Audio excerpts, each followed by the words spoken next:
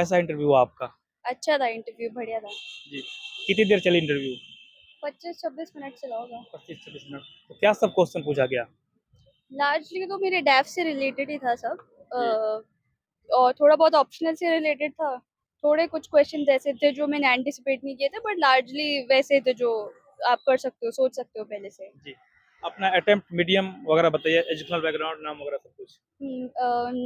My name is Vanshika Bhagat. जी। My optional subject is political science, international relations.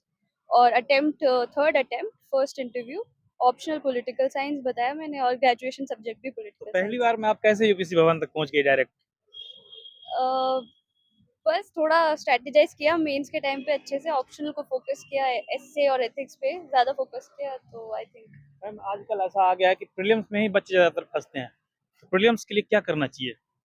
Prelims के लिए PYQs बहुत अच्छे से सॉल्व करने चाहिए, और बहुत बार रिवीजन करना चाहिए, और मतलब थोड़े कंसाइज मटेरियल होने चाहिए, क्योंकि बहुत ज़्यादा इलेबोरेट मटेरियल होते हैं तो रिवाइज नहीं कर पाते। तो रिवीजन बहुत इंपॉर्टेंट है इस एग्जाम के हाँ लिए। जी, और सी सैट बहुत अच्छे से करना चाहिए। तो सीसैट के लिए आपने क्या किया था? सीसैट के लिए मधुकर कोटावे सर है, उनके लेक्चर्स और उनके नोट से मैंने सीखा पहले तो सब कुछ, क्योंकि मैंने स्कूल में ही किया था मैथ्स पहले, तो मैं सब भूल गई थी लार्जली, तो फिर वो किया। फिर प्रीवियस ईयर्स क्वेश्चन पेपर्स लगाए, मॉक टेस्ट लगाए टाइम बाउंड मैनर में, सब कुछ ऐसे किया। जी। आंसर राइटिंग कितनी देर तक आप करती थी? आंसर राइटिंग मैंने एक्चुअली प्रीलिम्स और मेंस के बीच में ही की, जितने भी करी। मैंने जो मेंस के नोट्स बनाए थे, वो मैंने आंसर्स के फॉर्मेट में ही बना लिए थे, तो लार्जली तो वैसे ही हो गई थी। उसके बाद कुछ मैंने फुल लेंथ टेस्ट लगाए, तो ऐसे किया मैंने। जी। इस एग्जाम के लिए आपको मोटिवेशन कहाँ से मिला? काफ़ी सोर्सेस थे, सबसे बड़े तो मेरे पेरेंट्स ही थे। उन जी। उन वो हमेशा से ही उनका था सपना कि मैं यूपीएससी लिखूँ, आईएएस ऑफिसर बनूँ। तो एक तो वो था, और थोड़े बहुत जो ऑफिसर्स जिनके बारे में हम लोग पढ़ते हैं, वो काफ़ी इंस्पायर करते हैं, वो भी रीज़न था। जी। मैम आप क्या बनना चाहोगे, आईएएस या आईपीएस, आईएफएस, आईआरएस क्या? हाँ, तो प्रेफ़रेंस में आईएएस है, फिर followed by the IPS, then the IFS. तो आपको बचपन में पहली बार कब पता चला था आईएएस के बारे में? मुझे एक्चुअली याद नहीं है कि कब पता चला था। आई थिंक 6-7th क्लास में थी, तब भी पता था। आईएएस क्या होता है ना? हाँ। तो जीएस 4 पेपर के लिए आपने क्या सब पढ़ा था? जीएस 4 के लिए एक्चुअली मैंने एक तो टॉपर्स कॉपीज देखी, जो टॉप स्कोरर्स थे उनकी कॉपीज देखी, पिछले साल की, उससे पिछले साल की। फिर उसके बाद मैंने हर टॉपिक पर अलग अलग सोर्सेज से 2-3 कोचिंग्स के नोट्स उठा के नोट्स बना लिए थे। और जो कोचिंग्स की टेस्ट सीरीज होती है, जिस जो भी एथिक्स के टेस्ट होते हैं, उनमें बहुत अच्छा मटेरियल होता है, तो मैंने वहाँ से भी थोड़े बहुत चीज़ें डाल ली थी अपने नोट्स में, ऐसे ही टॉपर्स के आंसर से थोड़ी बहुत चीज़ें डाल ली थी, मतलब ऐसे ही खुद के नोट्स बना लिए थे 3-4 सोर्सेज से। न्यूज़पेपर मैम आपने कौन-सा पढ़ा था और क्या न्यूज़पेपर पढ़ना ज़रूरी है या बिना न्यूज़पेपर पढ़े हो सकता है कुछ? मैंने एक्चुअली न्यूज़पेपर ज़्यादा पढ़ा नहीं है प्रीलिम्स मेंस के लिए। मैं जी। कंपाइलेशंस ही पढ़ती थी।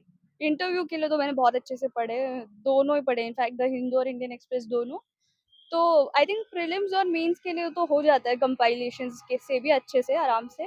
क्योंकि पहले तो प्रीलिम्स में तो कंसाइज़ होना चाहिए मटेरियल, न्यूज़पेपर से तो आप रिवाइज़ ही नहीं कर पाओगे। चाहे कितने भी नोट्स बना लो, थोड़ा मुझे तो डिफ़िकल्ट लगता है। काफ़ी लोग कर भी लेते हैं, आई थिंक काफ़ी लोगों के लिए वर्क भी करता है, बट मुझे डिफ़िकल्ट लगता है। तो मैं कंपाइलेशंस पे रिलाई करती थी। ओके। प्लान बी आपका क्या था मतलब? प्लान बी, मैं मास्टर्स कर रही हूँ पॉलिटिकल साइंस में ही, तो आई थिंक वही होता प्लान बी। प्लान बी लेकर के चलना चाहिए सबको या सिर्फ़ प्लान ए पे ही काम करना चाहिए? नहीं, लेके चलना चाहिए इतना, मतलब ऐसा नहीं है कि सिर्फ एक ही प्लान लेके चल रहे हो और फिर वो अगर गॉड फॉरबिड नहीं हो रहा तो फिर मेंटल प्रेशर ले रहे हैं, ऐसे नहीं करना चाहिए। आई थिंक प्लान बी लेके चलना चाहिए। प्लान बी होता है तो थोड़ा मतलब आप थोड़े कंफर्ट के साथ भी प्रिपेयर कर सकते हो, हर समय वो सर्वाइवल का इशू नहीं रहता है। यूपीएससी के साथ-साथ मैम स्टेट पीसीएस किया जा सकता है या सिर्फ़ एक बार में एक ही तैयारी करना चाहिए? मुझे जितना पता है, जैसे Uttar Pradesh public service commission, उसमें काफ़ी चीज़ें तो सेम आती है, बट पेपर का अप्रोच बहुत अलग होता है। तो मैं सोचने का तरीका, सॉल्व हाँ, करने का तरीका, प्रीवियस ईयर वगैरह। तो डिफ़िकल्ट तो होता है मेरे 10% हिसाब पेपर से। हो सकता है सेम हो। हाँ, लार्जली मतलब उसके लिए अलग से मेहनत करनी पड़ती है, वो भी मुश्किल होता है।